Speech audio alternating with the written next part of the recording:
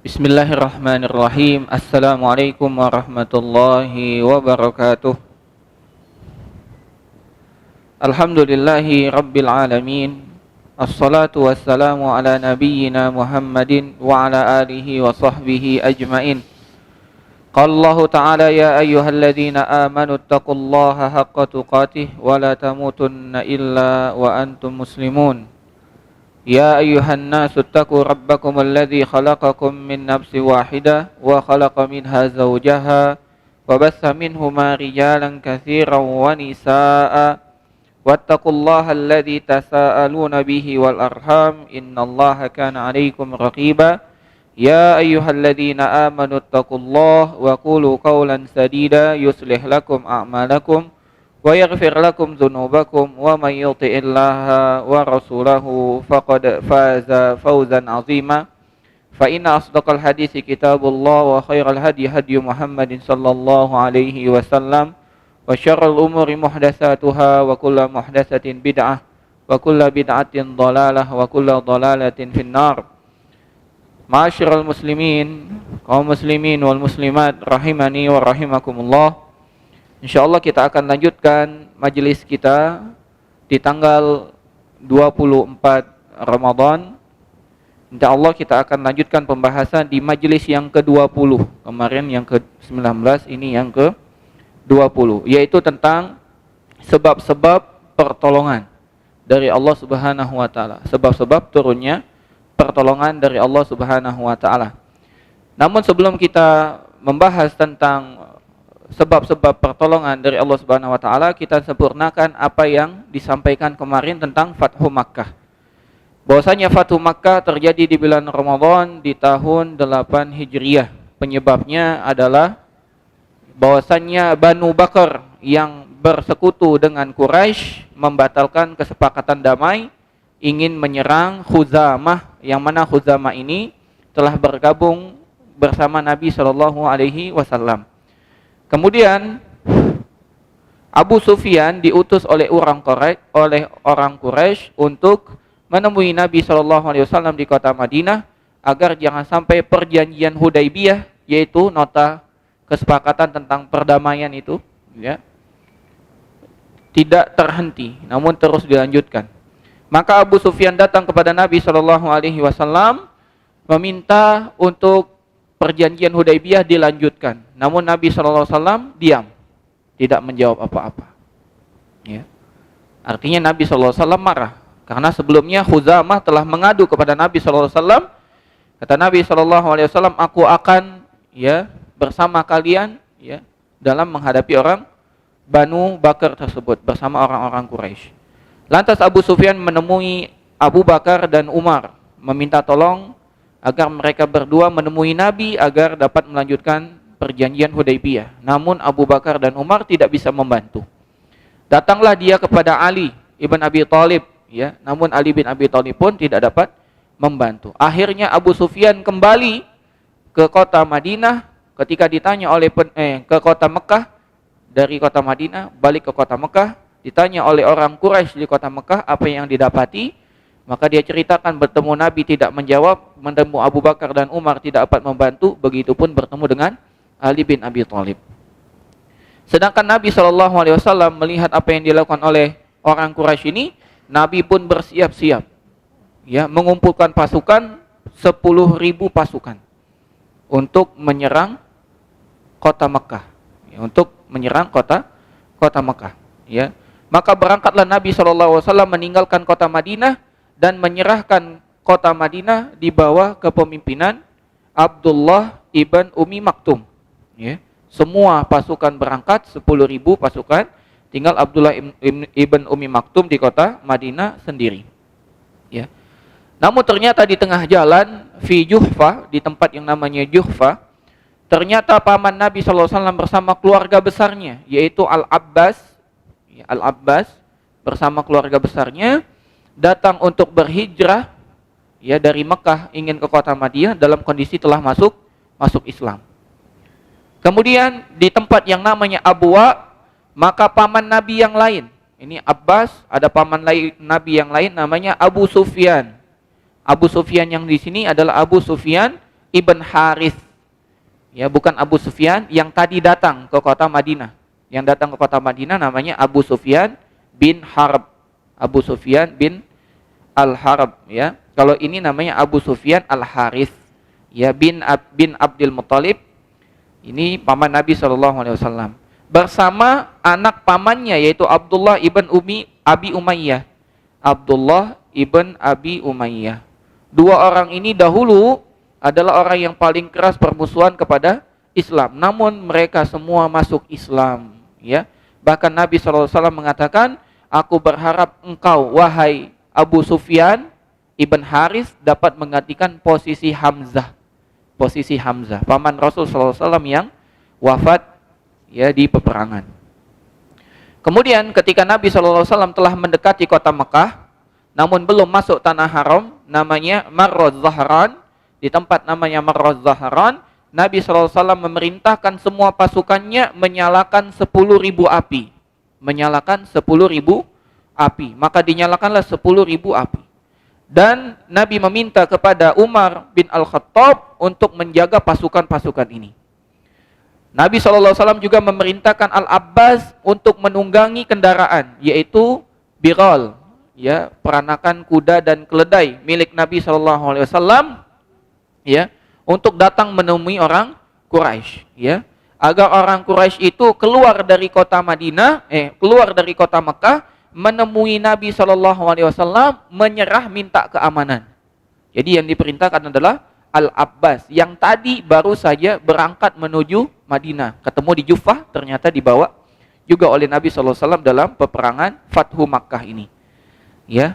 Maka Abbas pun berjalan sampai dia mendekati suatu tempat. Maka Abu Sufyan bin Al-Harb ini melihat api dari jarak jauh, karena yang dinyalakan 10.000 api. Melihat api dari jarak jauh, dia berkata kepada rekannya, namanya Budail atau Badil ibn Warqa. Dia berkata, aku tidak pernah melihat api yang sebanyak ini. Maka berkata Budail atau Badil ini, berkata, katanya, ini pasti Khuzamah. Ini pasti Khuzamah. Karena Khuzamah yang ada masalah dengan Banu Bakar. Lantas Abu Sufyan mengatakan, enggak, Khuzamah itu sedikit, ya, dan Khuzamah itu lemah, tidak mungkin sebanyak ini. Mendengar diskusi itu, Al-Abbas ternyata mendengar suara Abu Sufyan. Maka Al-Abbas pun datang menemui Abu Sufyan. Kata Al-Abbas, ada apa denganmu wahai Abu Fadl, yaitu Abu Sufyan? Sesungguhnya yang engkau lihat itu adalah Rasul SAW bersama pasukannya. Rasul SAW bersama pasukannya.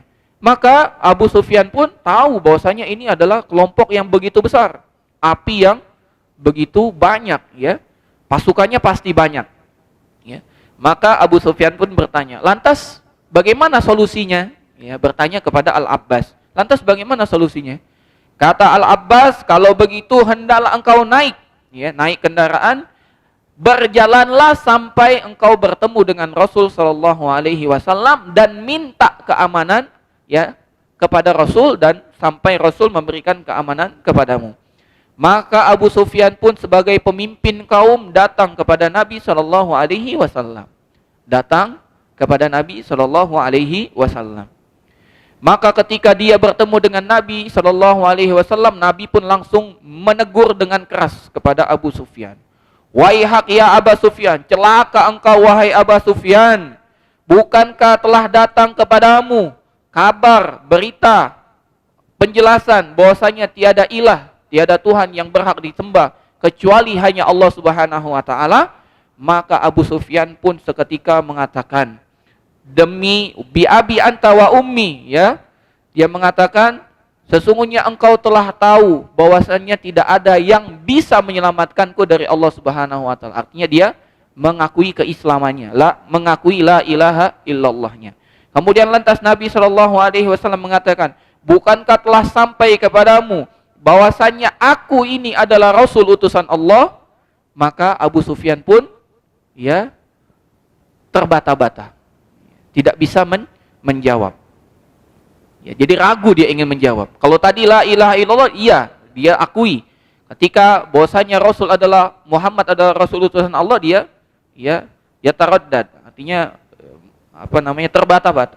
Maka Al-Abbas yang ada di sisinya pun mengatakan, waihak, celaka engkau Abu Sufyan, aslim, masuk Islamlah.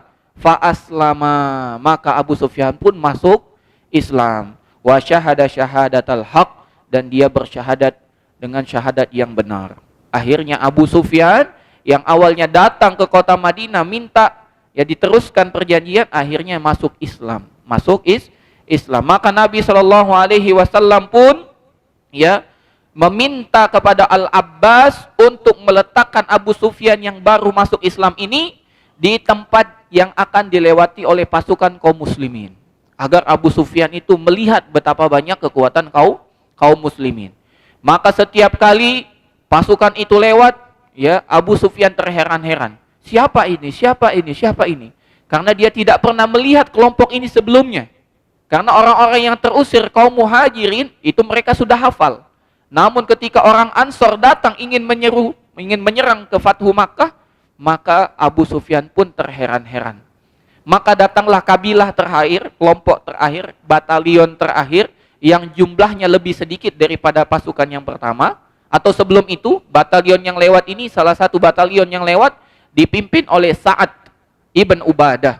Sa'ad ibn Ubadah, dan dia membawa bendera peperangan itu.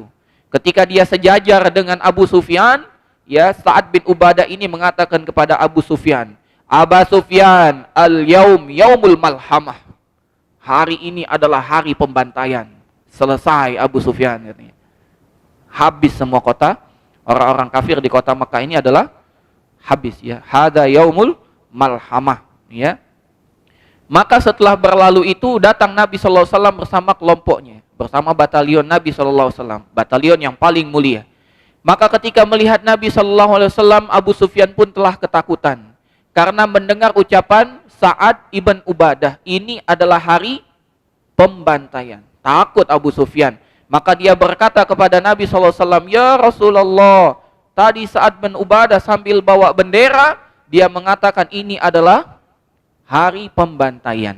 Maka Nabi SAW mengatakan, Sa'ad bin Ubadah salah, Sa'ad bin Ubadah keliru. Bahkan hari ini adalah hari yang Allah Subhanahu Wa Taala muliakan.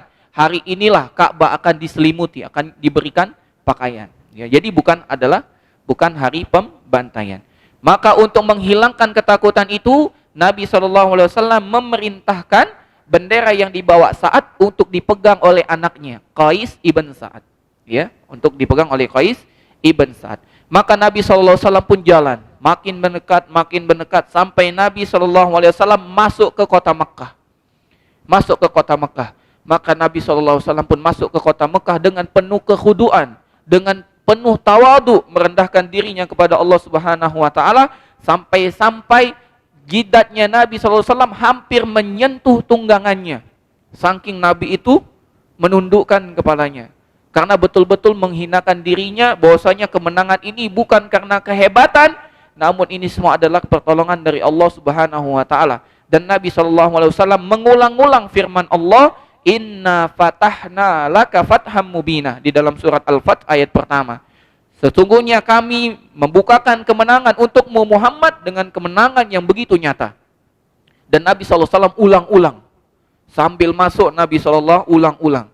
Ingin menunjukkan bahwasanya kemenangan ini bukan diraih dengan kekuatan kita. Kemenangan ini diraih atas pertolongan dan bantuan dari Allah Subhanahu Wa Taala. Ya, maka Nabi SAW memerintahkan dua pimpinan pasukan yang paling hebat.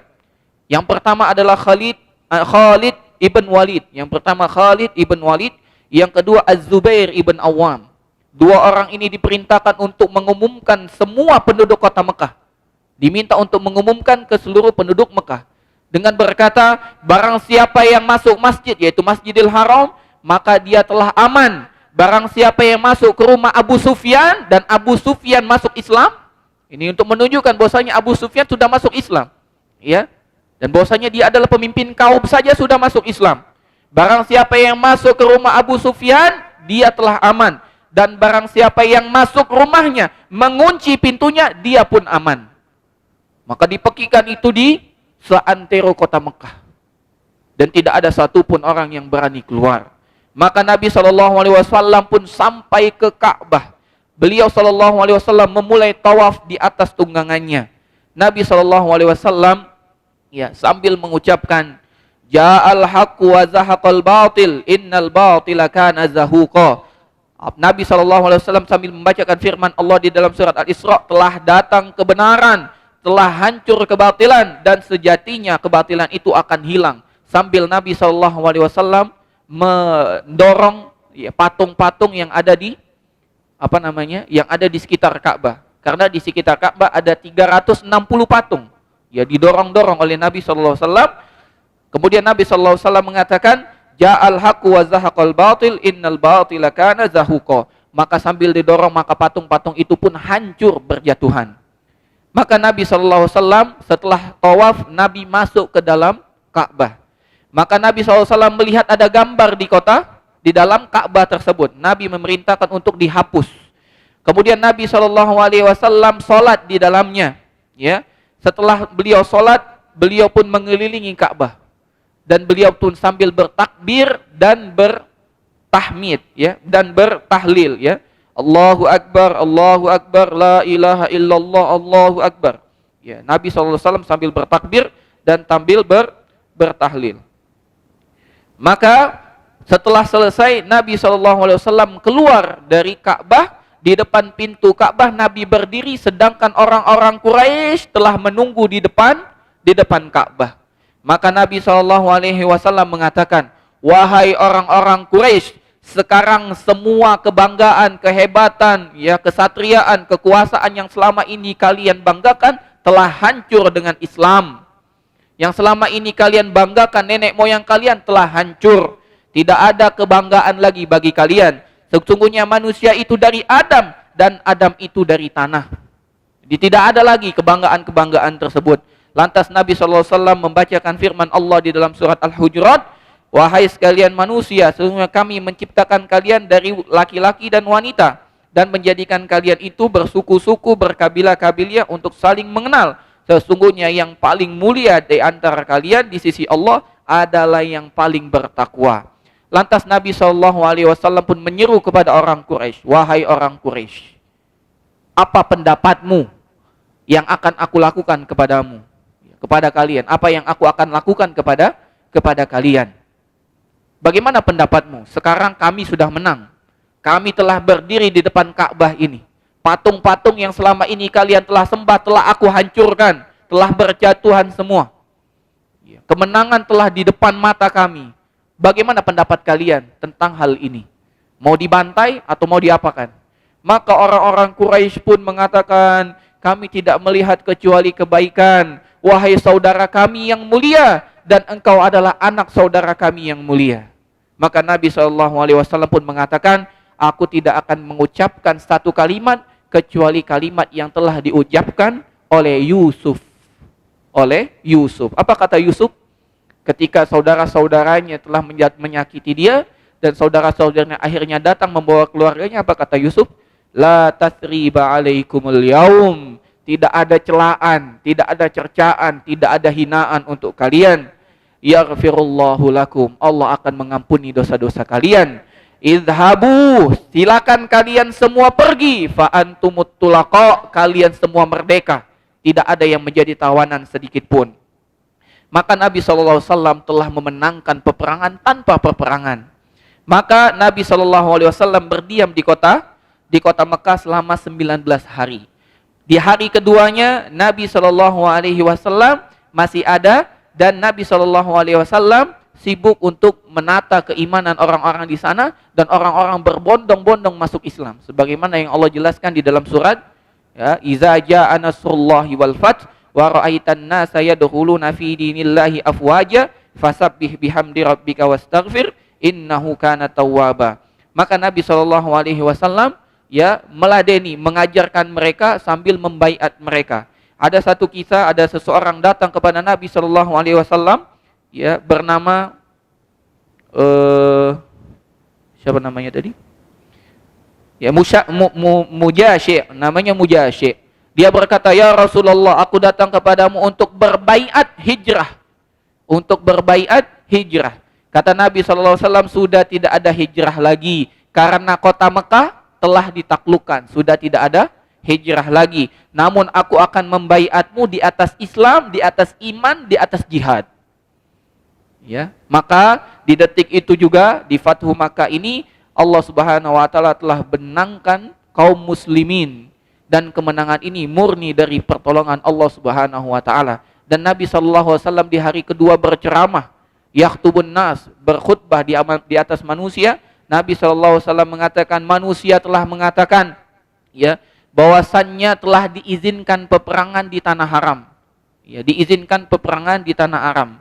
Maka Nabi sallallahu alaihi wasallam mengatakan, maka hendaklah kalian mengatakan, sesungguhnya Allah mengizinkan hal ini khusus untuk Rasulnya, dan tidak diberikan izin untuk kalian, wahai orang-orang Quraisy. Sesungguhnya hanya diizinkan untukku di sebagian waktu di siang hari saja. Dan sekarang kota Mekah telah kembali menjadi kota suci, tidak boleh lagi untuk dilukai, dinodai dengan peperangan. Karena Allah Subhanahu wa taala telah haramkan kota Mekah, dan Allah Subhanahu wa taala telah haramkan bagi manusia untuk menumpahkan darah di dalamnya, bahkan untuk memotong pohon-pohon yang ada di dalamnya. Jadi Nabi SAW meluruskan pemahaman bahwasanya ini bukan pengecualian, namun telah kembali lagi tanah haram itu menjadi haram, sudah tidak boleh lagi ada pertikaian, ada penumpahan darah, semuanya harus aman. Bahkan pohon pun tidak boleh ditebang. Inilah kemenangan yang Allah Subhanahu wa taala berikan untuk nabinya setelah kesabaran, Pak. 13 tahun berdakwah di kota Mekah, terusir. 8 tahun berhijrah, baru Allah berikan kemenangan. Jadi total berapa tahun? 13 tambah 8? Berapa itu? 21 tahun, Pak. 21 tahun. Kita sudah berapa tahun? Kita sudah berapa tahun? Masih sebentar. Butuh perjuangan lama. 21 tahun bukan waktu yang singkat. Butuh waktu yang lama. Maka kita lanjut ke pembahasan berikutnya, sebab-sebab pertolongan yang hakiki. Ada 5 atau ada 6 sebabnya, atau ada 5 sebabnya. Yang pertama, Allah Subhanahu wa taala akan memberikan kemenangan apabila kita betul-betul memenuhi ibadah kepada Allah Subhanahu wa taala. Dan ibadah yang dimaksud adalah mentauhidkan Allah Subhanahu wa taala. Allah Subhanahu wa taala memberikan firman-Nya di dalam surat Nur, di dalam surat Nur. Allah Subhanahu wa taala berfirman, Allah Subhanahu wa taala berjanji kepada orang-orang yang beriman di antara kalian dan yang beramal soleh, ya. Sejatinya kalian akan memimpin bumi ini sebagaimana orang-orang sebelum kalian telah memimpin bumi ini, ya. Dan kalian akan dikokohkan dengan agama kalian yang telah aku redokan untuk kalian, yang telah Allah Subhanahu wa taala redokan untuk kalian. Dan Allah Subhanahu wa taala akan menggantikan untuk kalian ketakutan menjadi keamanan dengan syarat kalian beribadah kepadaku dan kalian tidak mensekutukan aku dengan sesuatu apapun. Jadi kalau kita ingin memimpin, menguasai dunia ini, mendapatkan keamanan, mendapatkan kesejahteraan, maka hendaklah kita ya'budunani la yusyriku nabi syai'a. Hendaklah kita beribadah kepada Allah semata, tidak melakukan perbuatan syirik. Jadi kemenangan, kejayaan itu bukan dengan banyaknya pasukan, bukan dengan militer yang kuat, bukan dengan adanya kapal selam, bukan adanya kapal tempur, bukan. Namun dengan tauhid, ini yang pertama. Yang kedua, kemenangan itu akan diraih apabila kita mendirikan sholat. Kita akan menang apabila kita mendirikan sholat. Dan mendirikan sholat yang dimaksud adalah memenuhi rukun-rukunnya, syarat-syaratnya, wajib-wajibnya, sunnah-sunnahnya. Kata Nabi SAW, orang sholat itu butuh kekhusyuan. Dan orang akan dinilai sholatnya sesuai dengan kekhusyuannya. Sejatinya sholat ini, ya, khusyuk dalam sholat bagaikan ruh dalam jasad. Kalau kita sholat tidak ada kekhusyuan, bagaikan jasad kita tanpa ruh. Kata Nabi SAW, sesungguhnya seorang laki-laki selesai dari sholatnya, dia tidak mendapatkan pahala dari sholatnya, kecuali 1/10 sholatnya, atau 1/9 sholatnya, atau 1/8 sholatnya, atau 1/7, 1/6, 1/5, 1/4, 1/3, atau setengah dari sholatnya.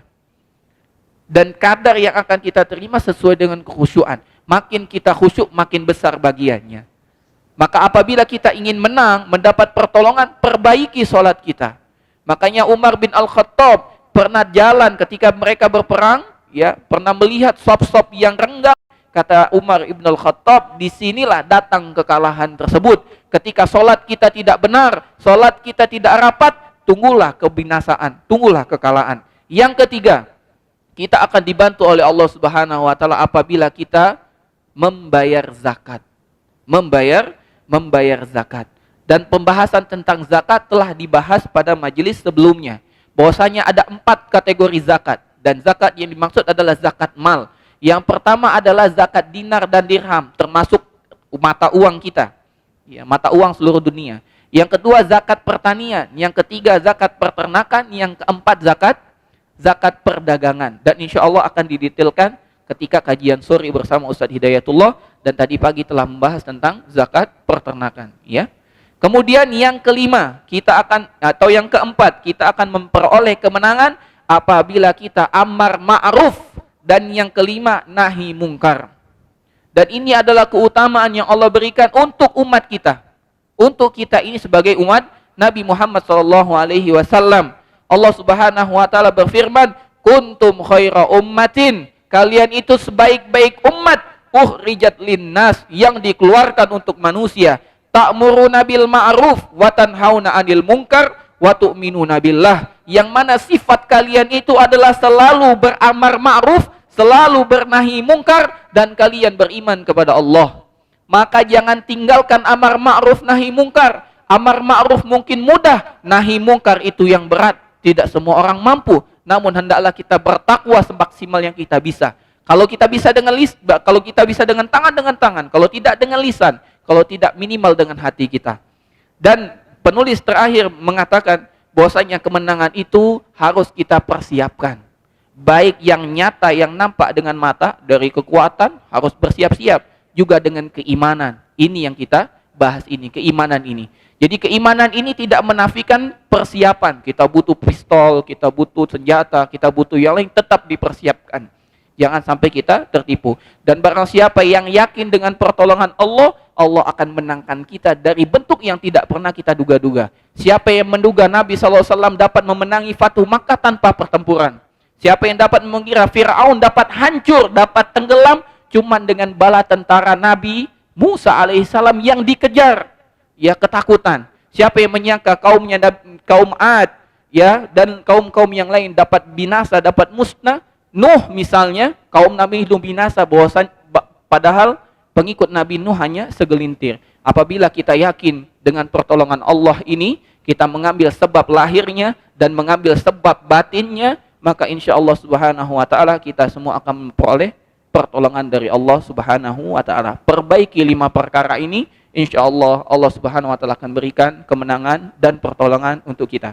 Ini yang dapat disampaikan. Wassallallahu ala nabiyina Muhammad wa ala alihi wa sahbihi ajma'in. Semoga Allah terima amal soleh kita. Allahumma taqabbal minna. Subhanakallahumma wa bihamdik, asyhadu an la ilaha illa anta, astaghfiruka wa atubu ilaik. Assalamualaikum warahmatullahi wabarakatuh.